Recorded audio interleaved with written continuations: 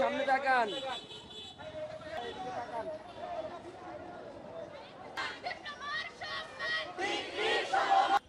আমাদের যে আজকে দাবি সে দাবি সম্মান 6 মাস হচ্ছে ইন্টার্নশিপ থাকে।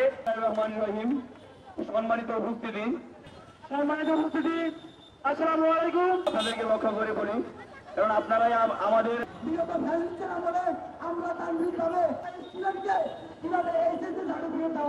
মৌলিক দাবি হচ্ছে ডিপ্লোমা নার্সকে অন্তত ডিগ্রি সমতুল্য করা হোক।